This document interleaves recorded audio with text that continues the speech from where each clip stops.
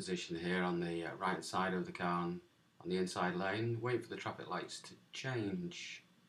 Staying well back from the cyclist box in front of the lights. Watching the filter traffic come across him from the right hand side.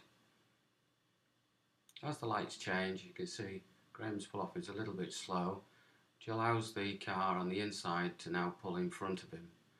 He's now got another car on his inside pulling alongside him as well. We're now second in the queue at the traffic lights.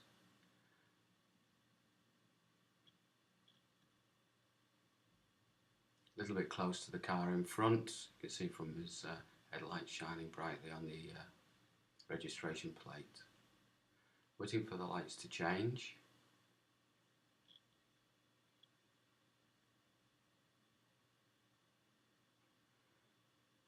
Okay, as the cars pull away, Graham's a little bit slow to take advantage of the acceleration of the bike. We're going to go right at the traffic lights. Cars pull well away from us now. And as we go around, we can see that the outside lane is free. Stops in the outside lane, excellent position. And we've got traffic that's going to filter across in front of us. Filtering traffic coming across us indicates that there is a good opportunity to anticipate the red lights changing on our side of the road. As the lights change, we're fairly sharpish away, but the car on the inside is keeping pace with us. Graham's stuck between a rock and a hard place now. The guy's accelerating, doing more than 40 miles an hour, so Graham's forced to pull into the inside. As we go down the dual carriageway, you can see 30 mph sign. Graham's pulling well away from me now. Has not anticipated the change in speed limit, and he's finding it difficult to slow down to the 30 mph zone. We're approaching a roundabout ahead, and Graham's pulled a good 100 metres away from me. As we go around the roundabout, again, we're in the wrong lane, so we're getting stuck behind slow traffic. Good shoulder check, pulls out, wants to accelerate away. Cars on the inside have now moved away. We should move into the inside lane. Approaching the roundabout again, we've got no traffic either way, and there's no traffic on our outside. We could straight line the roundabout, which will give us a quicker exit. Graham's a little bit unsure of the car on the inside. And we now start to accelerate. No shoulder check, no indication. We pull out into the outside lane. As we go down here, the speed limit is 70 miles an hour, and we're catching up lots of traffic on our inside. As we go around the bend, Graham will see a sign telling us that there's a change in speed limit to 40 miles an hour, and also that there's a roundabout ahead. The indication on the roads tell us that the inside lane is for straight on, which is where we're going. There's 40 mph change in speed limit sign. Graham a little bit slow to pull over into the inside lane. Should be checking now to our right to see if there's any other vehicles. The guy on the outside is indicating right, which means he's going right around the roundabout, and we're going straight on. As we go around the roundabout, Graham moves out to the outside of the lane. There we go, despite the fact that the road indicates that it's going to the right, and we should now be on the inside. It's a national speed limit, 60 miles an hour. Graham's a little bit reticent to move to the white line. As we go around, the tendency for him is to lean into the middle and ride in the middle of the road. Should be over to the white line a little bit earlier to look round the bend. As we come to this roundabout, we've got no conflicting traffic on our inside. Could have straight lined the roundabout, which would have made it a little bit more stable and a little bit quicker. As we go around the roundabout, good shoulder check there from Graham, but again favouring the inside and then having to come back out to the outside to see around the left hand bend. There's a cyclist up ahead just as we're approaching the traffic lights.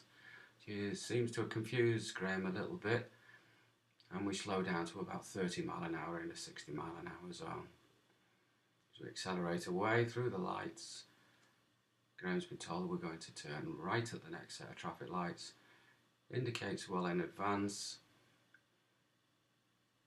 Good shoulder checks and good observations. Filter lane stays active. Good road position, keeping away from the lorry on the right hand side, giving a good visibility all around. 40 mile an hour road sign as we approach a roundabout. As we get to the roundabout, we're going to go left. I've indicated that to Graham already. He's indicating left. Should now be looking to good observations all around. Moves out to the right hand side of the road and then to the left and then back out to the right again. He's still searching and not got the hunger yet for the observations. Should now be to the left as the road all goes to the right hand side. Now in a good position. Again, tendencies wanted him to drift back into the middle of the road instead of staying wide. Staying left and then back out to the right. A little bit slow, still not hungry for the position.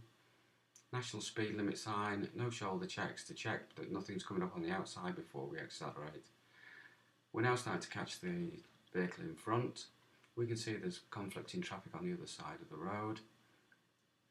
But Graham at no time has gone out to the far side of the road to have a good look to see what's coming. We slow down way too far back from the vehicle, should be closing the gap to see if there's an overtaking opportunity.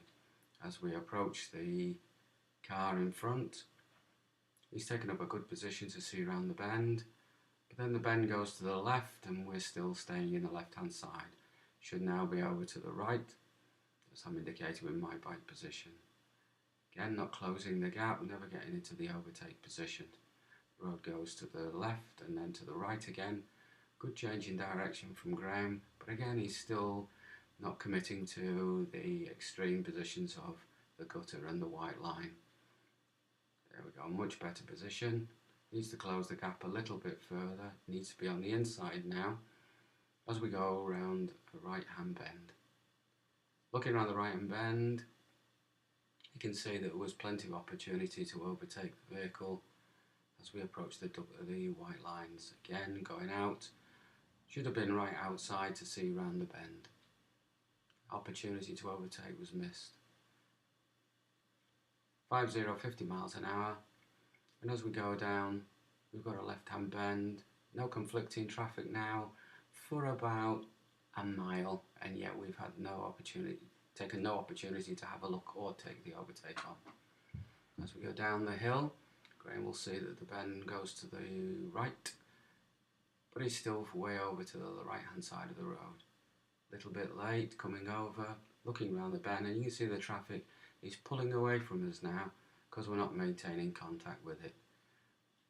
As we go up the hill, Graham nicely avoiding the rough on the road to get away from the stability problems, and then we should be now out to the right. The trees clearly show us which way the road is going. The car turning right ahead, he's now cleared that, and if you now watch, you'll see the cars in front disappear as they pull away faster than we do. Again, another overtake opportunity is missed because we didn't maintain contact with the vehicle in front. So we're now starting to close the gap again. And as we close the gap, we're maintaining the following position. Again, a left-hand bend, we should be over to the right, looking up the road, see if there's opportunity to overtake. There would have been an opportunity if we close the gap. We're still too far back behind, we're in the following position. We're now doing 50 miles an hour. The road goes to the right ahead, and we're approaching a very sharp right-hand bend.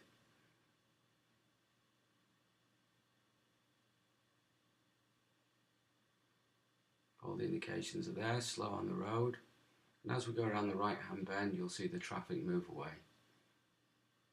So as the traffic drives away, we're not maintaining contact with it. We could have closed the gap, and as we got around the right-hand bend, had a look for an overtake, but again, we missed the opportunity. Back into the inside as we come up to another tight right-hand bend.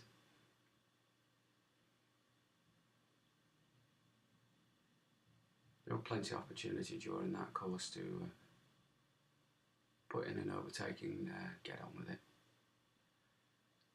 Good road position, looking round the bend, looking round the bend. The bend now goes to the left. Graham's a little bit slow, moving back out again. As we look around the bend, we can see a high-sided vehicle. We should be moving away back into the middle of the road, just in case they cut the corner. Again, the traffic pulls away. And here now we're coming up to the top of a hill. It's a blind crest. Graham does well to keep over to the left-hand side. Speed limit changed, national speed limit. So we're moving from 50 to 60 miles an hour. Graham closes the gap partially and now should be having a good look on the outside. But we stay behind the vehicle. Some conflicting traffic now. And we start to close the gap again. Now would be a good opportunity is to pull to the other side of the road, and we could have seen right down the road. If you watch now, there is significant opportunity to have acted out the overtake. Staying in the overtake position but not overtaking. We're now riding too close. We should be in the following position, or we should be in the overtake position and getting on with the overtake. Vehicle's now coming the other way. Same again, plenty of opportunity to have a good look, but we're riding too close to the vehicle in front without having a proper look and making a decision on overtake or falling back. Pulling to the left. Again, significant opportunity to have a very good look there. No traffic, no conflicting traffic at all. So by now we could have knocked off the 2 or 3 cars that are in front. The road goes to the right, we've got a change in speed limit, we've got 50 miles an hour. Here we've got a left-hand turn from 50 miles an hour. The road sign says it's a national speed limit now down this road, which is a little unusual, which makes it 60 miles an hour. We're doing about 45 miles an hour down this road. All Graham's problems would be on his left-hand side. There's no traffic on the right-hand side, so we should have moved to the middle of the road to get a better look and also to allow people to get a better look at us. Good indication, nice and early, no shoulder check, no good, little bit of observation, still looking to the right and pulling out. Riding in the middle of the road,